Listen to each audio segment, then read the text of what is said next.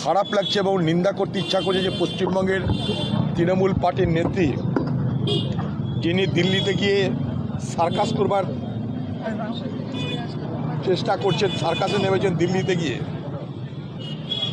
তার পশ্চিমবঙ্গের কলকাতায় তার বাড়ি থেকে মাত্র কয়েক কিলোমিটার দূরে এই যে ভয়াবহ অগ্নিকাণ্ড এবং যে অগ্নিকাণ্ডের কারণে এত বেকার যুবকের মৃত্যু হলো, তাদের পরিবার আজকে নিঃস্ব হলো, হাহাকার করছে, কাঁদছে, মাথা টুকছে। আজকে তাদের দেখবার কেউ নেই, তাদের পাশে দাঁড়ানোর কেউ নেই। পশ্চিমবঙ্গের মুখ্যমন্ত্রী যিনি গরিব মানুষের ভোট নিয়ে বাংলার মানুষের সহানুভূতি আদায় করে বাংলার মানুষের সমর্থন নিয়ে ক্ষমতায় এলেন, আজকে সেই বাংলায় দরিদ্র পরিবারের মানুষেরা যখন অগ্নিদগ্ধ হয়ে নিখোঁজ হয়ে যান, তাদের দেহ অংশ খুঁজে পাওয়া যায় না, তাদের কোনো চিহ্ন খুঁজে পাওয়া যায় না, তাদের পরিবারের সে হাহাকার দেখেও বাংলার মুখ্যমন্ত্রী সদয় হয় না, তার হৃদয় ভিত্তিতে কোনো অনুভূতি জাগে না।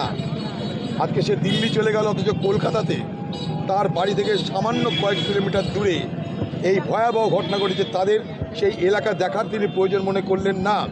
সেই সমস্ত সর্বশান্ত হয়ে যাওয়া পরিবারের পাশে দাঁড়িয়ে তাদেরকে সান্ত্বনা দেওয়ার প্রয়োজন মনে করলেন না।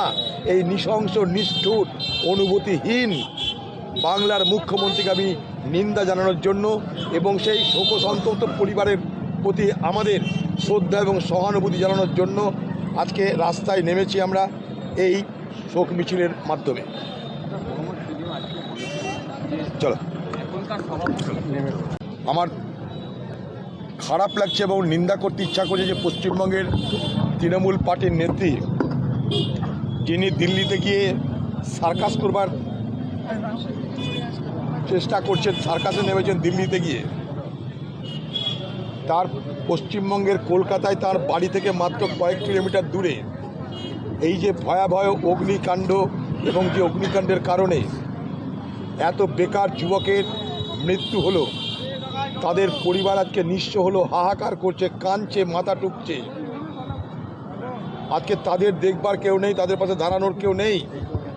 পশ্চিমবঙ্গের মুখ্যমন্ত্রী যিনি গরিব মানুষের ভোট নিয়ে বাংলার মানুষের সহানুভূতি আদায় করে বাংলার মানুষের সমর্থন নিয়ে ক্ষমতায় এলেন, আজকে সেই বাংলায় দরিদ্র পরিবারের মানুষেরা যখন অগ্নিদগ্ধ হয়ে নিখোঁজ হয়ে যান, তাদের দেহ অংশ খুঁজে পাওয়া যায় না, তাদের কোনো চিহ্ন খুঁজে পাওয়া যায় না, তাদের পরিবারের সে হাহাকার দেখেও বাংলার মুখ্যমন্ত্রী সদয় হয় না, তার হৃদয় ভিত্তিতে কোনো অনুভূতি জাগে না।